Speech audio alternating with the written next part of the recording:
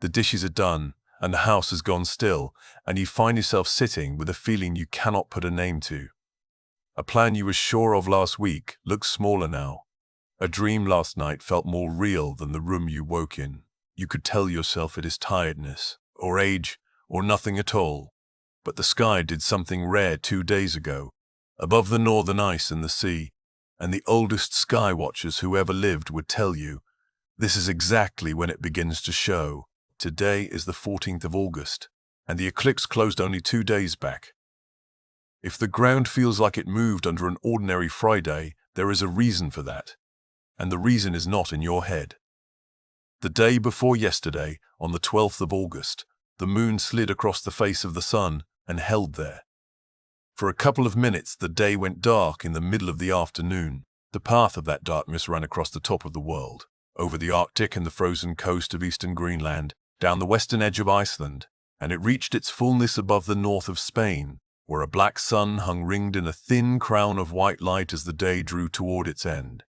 It happened at about 20 degrees of Leo, the sign the old readers of the sky tied to the heart, and to the part of a person that steps into the open and asks to be seen. You did not have to stand under it for it to reach you.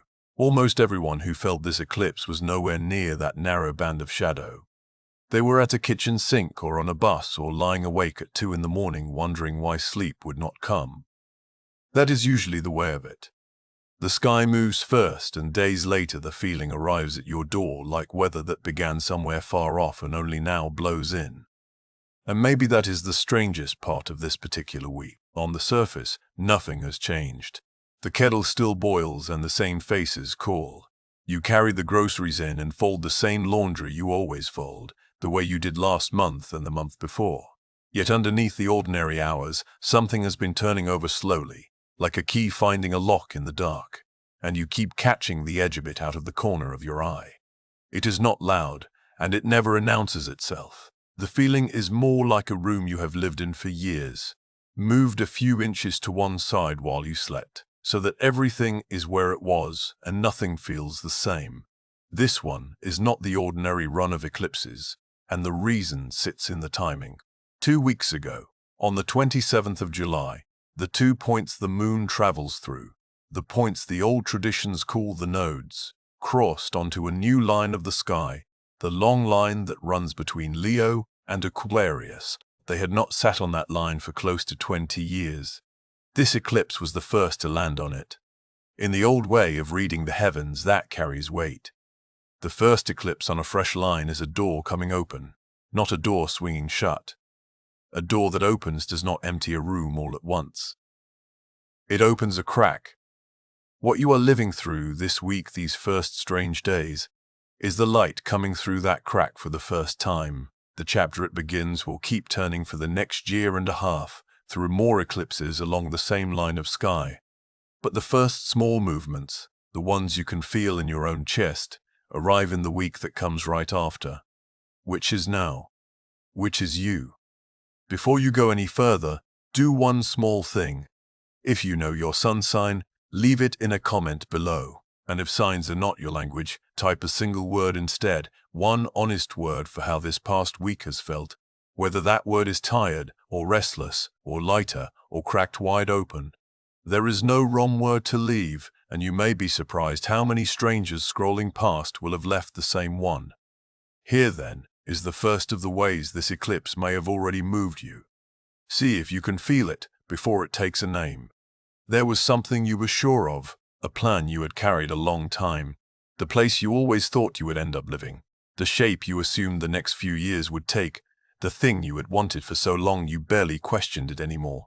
This week, you went to put that certainty on the way you put on an old coat on a cold morning without thinking, because it has always fit. And your arm went into the sleeve and something was wrong. The coat was too small, or too heavy across the shoulders, or it carried the smell of a version of you that you had half forgotten you ever were. You did not sit down and decide to outgrow it. You put it on and felt, all at once, that it no longer belonged to your body. Some part of you had been outgrowing it in silence for a long while, and the eclipse only turned the lights on so you could finally see the seams. That is the first sign. A settled thing coming loose. You did not choose it, and you did not talk yourself into it. You lost a fit you did not even know you could lose. The plan was not wrong. It may have been right for years and years, and it served you well while it did. It stopped being yours somewhere in the last handful of days, and you are only now feeling the seam give way under your hands. There is a small grief in that, and a small relief. And this week they arrived so mixed together that you could not tell one from the other. That is allowed. Losing a fit is a little death and a little birth in the same breath. Let both of them be true at once, without making yourself choose. The second one comes from outside you, and it arrives with strange timing. Maybe the phone lit up on the kitchen table with a name you had not seen in years.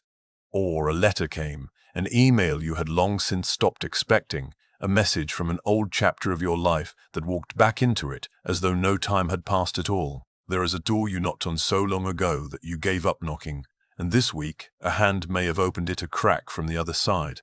None of it felt like something you chased down.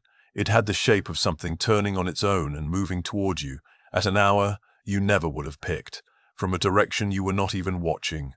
That is the second sign, and it stands apart from the first. The first was a thing inside you working itself loose. This is the world outside taking a step in your direction, as if it had been waiting for the light in the sky to change before it dared to knock back. You are not the only one moving now. Something is moving to meet you.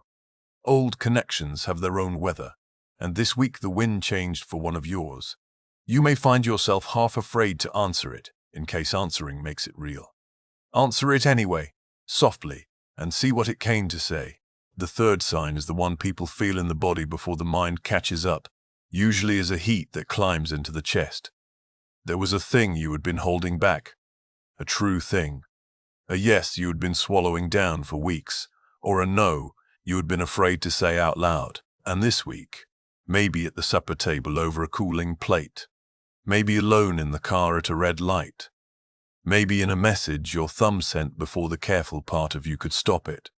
The thing came out. It came out clean, ahead of the fear, before the fear could catch up and soften it into something more polite.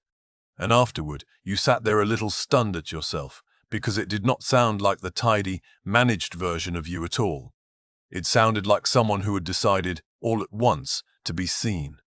That is Leo, the sign this eclipse sat inside. The old star readers bound Leo to the heart itself and to the plain animal courage it takes to stand in the open where every eye can find you. So here, the self steps forward, the third of the signs. A truth spoke itself out loud before the part of you that keeps the peace could reach out and smooth it back down. And now it is said, and it cannot be unsaid, and some deep part of you is glad.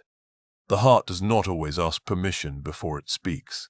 This week, more than most, it decided that it had waited long enough. The fourth sign is far quieter than the others, and it is easy to walk right past, because it shows up not as a thing that happened, but as a thing that stopped. An old version of you went silent this week. A way you used to make yourself small when you walked into a room. Some role you had worn so long it had come to feel like your own face. That old habit of apologizing before you had even spoken, of shrinking down when someone offered you a kind word, of performing a pleasant self that satisfied everyone in the room and cost you a little something every single time. This week, you reached for that shape out of pure habit, and it was not where you left it. It was like reaching for a face you used to pull as a child and finding you can no longer make it. The muscle had let go of it without ever asking your permission. There is a reason the old traditions would nod knowingly at this one. This eclipse sat right beside the point they call the South Node, the point tied to release, to the things a person has finally grown ready to set down and leave behind. And in Leo, the thing that gets set down is the old performance, the tired costume of being seen a certain way. So the fourth sign is an ending you cannot fully put into words yet because it slipped out the door before you could turn and say goodbye to it. You feel lighter, and you are not sure why, and the not knowing is part of how you can tell it is real. There is no party thrown for a thing like that. You walk a little taller through the same kitchen, and it takes you a good while to work out why the ceiling seems higher than it did. And the fifth sign, the last of them, is the one with no words fastened to it at all. It is a pull. Not toward a decision, but toward a direction.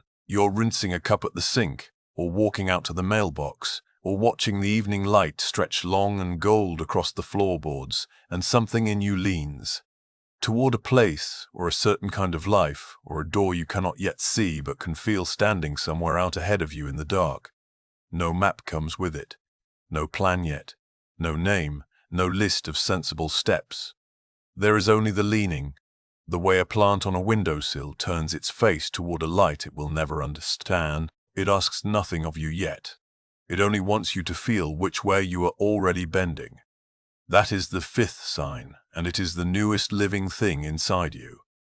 It is the chapter that opened with the eclipse, showing you only the first single inch of its road. You are not meant to know where that road runs. You are only meant to feel that it has already begun under your feet. Trust the lean before you understand it. Understanding tends to come last of all, long after the body has settled on its direction. Hold one gentle thing as you carry this forward. You may have felt more than one of these this week without ever once having a name for a single one of them.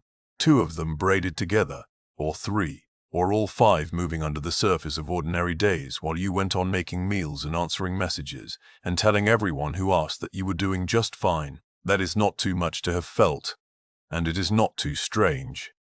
This is the texture a week like this can carry, once you let yourself be honest about your own inside. More than one door can move at the same time. Often they do.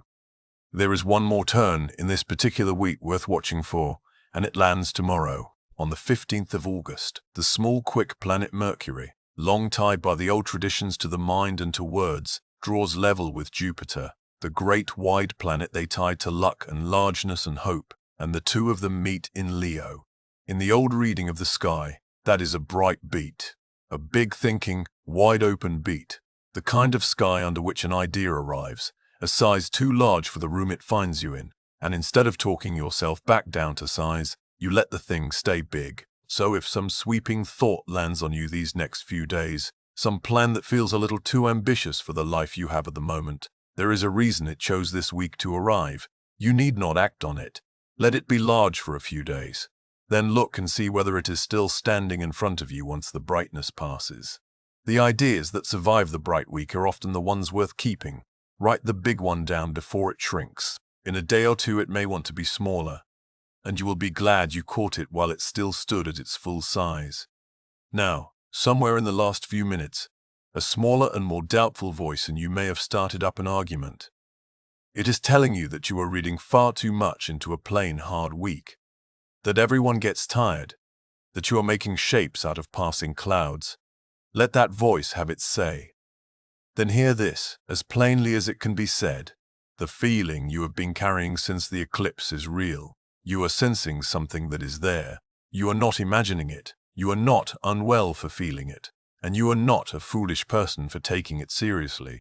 Human beings have felt exactly this in the stretch of days that follows an eclipse. For as long as there have been human beings looking up at the sky, the feeling is old.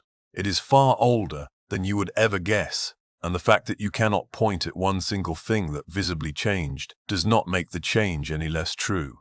Some of the deepest turns a life ever takes leave behind no mark you could hold up and show to a stranger. They happen in the quiet, and you are the only witness they will ever have. The body knows things the calendar cannot argue with. Yours has been telling you something since the light came back this week, and it is not in the habit of lying to you. People reach for the word imagination when they cannot explain a feeling. But imagination does not carve itself into stone and last for 25 centuries. If you want a reason to trust that feeling rather than argue yourself out of it, the reason is buried in clay.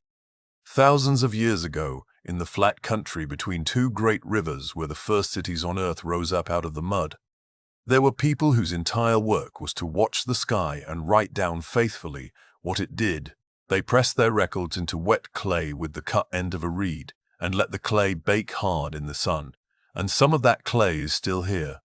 In the British Museum in London, behind glass, there sits a small brown tablet covered edge to edge, in the wedge-shaped marks of a language no living mouth has spoken in thousands of years. It is a list of eclipses. It runs across the years 609 to 447, before the Common Era. Real people, more than 2,500 years ago, sat down and kept that count by hand. And in the keeping of it, they found something. They found that eclipses come back, not by chance, but in a steady rhythm. Wait about 18 years and 11 days, they learned, and the sky will nearly repeat itself. The same kind of shadow falling in nearly the same way. They came to know that rhythm so well that they could say, before it ever happened, when the next darkness was due to fall, and they treated each one as a hinge in time. A turning point. An omen heavy enough that an eclipse falling in the morning watch could be taken as the end of a dynasty. It mattered so much to them that when the signs looked grim for the ruler, they would see to substitute on the throne for a while, an ordinary person dressed as a king, to catch the weight of the sky so the real one could walk away unharmed. Whatever you make of that, sit for a moment with what it tells you. These were not simple people frightened of the dark. They were careful, watchful minds who had decided that a day like this one was far too important to let pass unmarked. Think of the patience buried in that. Night after night, a scribe on a rooftop, marking the moon by the small light of an oil lamp, building a record so long that it outlived every empire that ever paid his wages. They were not chasing magic. They were keeping faith with the sky, in much the way you kept a little faith with your own strange week. Now carry yourself a long way east of those two rivers, all the way to ancient China, where other sky watchers kept their own careful count on their own records and met the darkening of the sun with drums. They beat the drums and raised a great ringing noise together to see the light safely home. Two civilizations that never once met each other, an ocean and a continent apart, looked up at the same kind of darkening sky and were seized by the same instinct. This is a hinge. Treat the day with weight. Nobody taught them to feel that in common. The feeling taught itself. In every place a person ever stood, beneath a vanishing sun. So when you feel in your bones that a day like the eclipse is a threshold, and not merely a date on the calendar, you are not being fanciful, and you are not being childish. You are standing in the exact spot where human beings have stood for thousands upon thousands of years, at a gate hung in the sky, feeling the same thing they felt. The company you are keeping this week is old, and it is good. You are in it, whether you ever meant to be or not. And now for the honest part. The part that matters every bit as much as any single sign on the list. Your week may have held none of this at all. You may go back through the last few days looking for a loosened plan, or a message out of the clear blue, or a bold word spoken over supper, and find instead an ordinary stretch of laundry and traffic and the same small worries you always carry. If that is you, then hear this with nothing softened. Your calm week is every bit as valid as anybody's dramatic one. Nothing skipped over you. You are not behind, and you have not fallen short. An eclipse is not a test you can fail by having a peaceful few days. Some doors open with a bang you could not possibly miss, and some open so slowly that you only realize months down the road that you have been walking through one all along. A still week does not mean the shift passed you by. It means the shift is moving at the exact speed your own life can carry it, and no faster than that. There is no prize handed out for feeling more, and there is no shame at all in feeling less. It is the same gate for the ones who wept and for the ones who barely felt a draft cross the room. Some seasons ask a great deal of you. Others ask only that you stay soft and pay attention. This one may be asking you the smaller thing, and that is a mercy, not a snub. Take the rest while it is offered, with both hands. Two gentle cautions before this draws to a close, because a companion who has walked this same stretch before you owes you both of them. The first is about your hands, about the things you do. A stretch of days like this one can hand you a wave of feeling so strong that it wears the mask of certainty, a clarity that arrives all at once, hot and total, and begs you to act on it this same day. Be slow with the large and unfixable things. Do not end the marriage, quit the good job, sell the house, or burn the bridge on the strength of one single wave in a charged and crowded week. If a clarity is true, it will keep. Let it sit for 3 or 4 days. Let the brightness pass, and look and see what is still standing in the plain, flat light of an ordinary afternoon. Real clarity never minds the waiting. It is only the impulses that demand you move this instant before you have had a chance to think.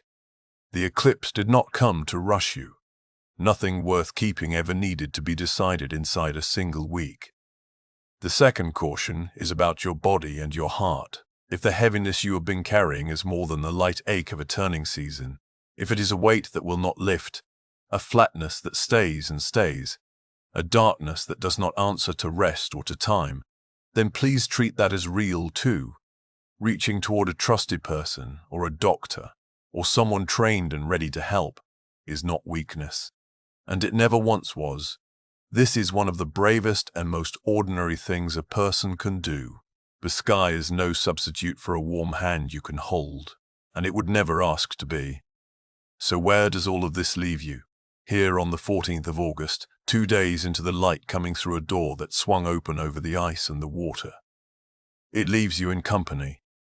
That is the truest thing there is to say tonight.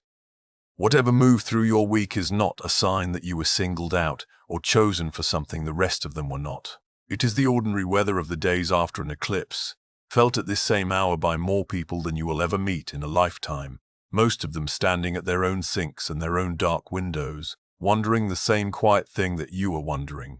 You are one more person among good and ordinary company, standing where human beings have always stood after the sky goes dark and comes back again. There is a strange comfort waiting in being ordinary here. It means you are held by the same old rhythm that has held every soul before you. The rhythm does not skip the quiet ones. You will not have to carry this alone, and you were never meant to. Carry one question out with you and let it stay open a while. Of all the things that came loose in you this week, which one were you the most relieved to feel finally go? Skip past the one that frightened you. Reach instead for the one that, underneath the fear of it, felt like setting down a heavy thing you had already carried much too far. Let that question keep you company for a day or two. The answer to it tends to arrive on its own, unannounced, when your hands are busy with something else and your guard is down. One last thing before the light in this goes soft. The eclipse just past was the opening of the season, not the end of it. At the far edge of these days, on the night of the 27th of August, as it turns over into the 28th, the full moon slips down into shadow in gentle Pisces, and the door that opened this week receives its answer, a soft closing note to this loud beginning.